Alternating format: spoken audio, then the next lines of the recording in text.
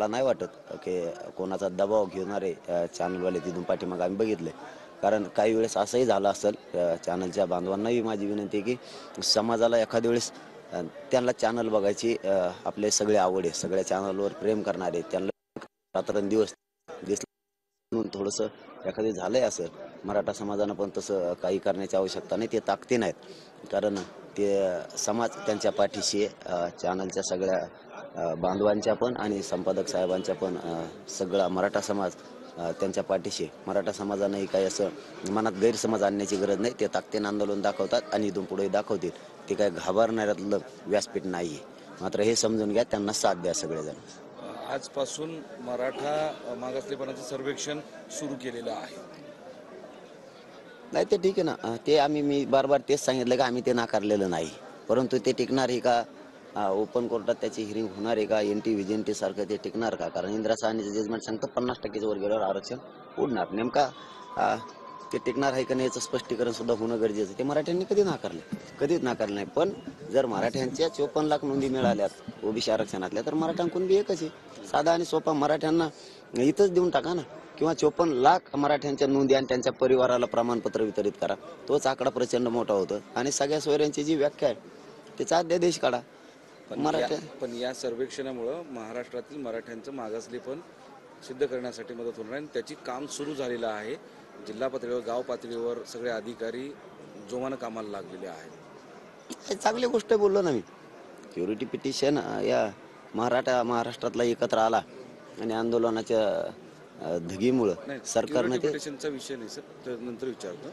सर्वेक्षण महाराष्ट्र सरकारच्या वतीनं, राज्य मागासवर्ग आयोगाच्या वतीनं आजपासून राज्यभर सर्वेक्षण, घरोघरी जाऊन सर्वेक्षण केलं जाणार आहे. बरोबर, तेच सर्वेक्षणच त्याच्या क्युरिटी पिटिशनसाठी चाललंय. मागासले पण सिद्ध करावं लागणार आहे त्याच्यासाठीच ते. म्हणून आम्ही सांगतोय की त्याचं स्वागत केलंच ना मी.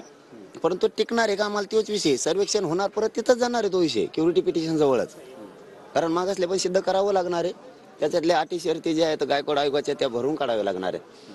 त्यामुळं ते टिकणार आहे नाही आहे ते अनेक प्रश्न आहेत त्याच्यात. आणि टिकणार आहे तर स्पष्टीकरण करणं सरकारचं खूप गरजेचं आहे. परंतु चांगली गोष्ट आहे, कामाला लागलेत. किमान या आंदोलनाचं मराठा एक आलाय, ह्या मराठ्यांचं सुद्धा स्वीकारण्याचं त्यांचं ना हरकत नाही आहे त्यांची. परंतु ओबीसी आरक्षण आमची मागणी त्याप्रमाणे करावं, याच्यावर आम्ही ठाम. क्युरिटी पिटिशनवर आज सुनावणी आहे सुप्रीम कोर्टात. उद्या 24.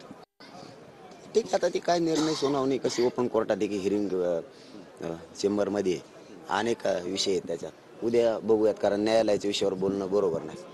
मराठा समाजासोबत इतर समाजाचे सर्वेक्षण व्हावं अशी मागणी केली जाते. सगळ्या दुनियाचं करा, आमचं काय म्हणणं नाही. आम्ही कुठं म्हणलं याचं करू नका आणि त्याचं करू नका. फक्त ते टिकणार आहे का, आमचा मूळ प्रश्न आहे. आमच्या भविष्याचा प्रश्न आहे, इथं आमच्या जीवन मरणाचा प्रश्न आहे. रात्री मी तेच सांगितलं, कारण 4:30 वाजेपर्यंत इथं कार्यक्रम झाला आणि 4:30 ते 5:45 वाजेपर्यंत सरकारचे प्रतिनिधी आले होते. त्यांच्याशी 5:45 वाजेपर्यंत चर्चा झाली. त्यामुळे त्यांनाही आम्ही तेच सांगितलं की 54 लाख नोंदी आहेत, त्या त्यांचा जो परिवार आहे त्या परिवारालाही मिळालं पाहिजे आणि सगळे सोयऱ्यांचाही अध्यादेश आला पाहिजे. यासाठी चर्चा झाली. आता गेलेत माघारी, सांगतो म्हणे, विचारतो सरकारला कोण आहे. परवानगी दिलेली नाही, आता 2 दिवसावर आले. आम्ही कायद्याचा सन्मान केलेला आहे दादा. आम्ही अर्ज केलेला आहे. आम्ही कायद्याच्या नियमाच्या पुढे जात नाही. सरकारनं मराठ्यांना विटीस धरायला नाही पाहिजे आणि परवानगी तर द्यायलाच पाहिजे. नाही दिली तरी मी बसणार आहे, आणि दिली तरी बसणार, आणि नाही दिली तरी पण बसणार. रात्री जे लोक आले होते त्यांनी काय निरोप दिला, नेमकं कधी येतो, त्याच्यामध्ये कोण कोण होतं, त्यांची नावं सांगतात. विभागीय आयुक्त मराठवाड्याचे ते होते आणि 2 कलेक्टर होते वाटतं, बहुतेक कलेक्टर साहेब त्यांच्यासोबत सरकारच्या वतीनं आलेले होते ते, आणि ती चर्चा केली. परंतु चर्चा आपलीच जी आहे त्याच्यावर ठाम आहेत. आपण बदलणार नाहीत. आम्ही मुंबईच्या दिशेने निघालो, त्यांना स्पष्ट सांगितलं. त्यांचं काय म्हणणं होतं तेच आता सरकारला जाऊन लगेच सांगतो.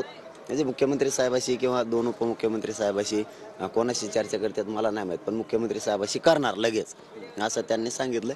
काय करतील तो मराठ्यांचा विजय होईल, नाही तर आम्ही मुंबईकडे निघालोतच. आज चर्चेची शक्यता आहे. आज चर्चेची येत होते तुम्हाला प्रस्ताव द्यायचे, चर्चा करायची, मध्यस्थी करायची. आता ते बाजूला राहतायत आणि अधिकाऱ्यांना पाठवतात. बोलायला जागा नाही ना हो. इकडं सगळा खरा कारभार आहे.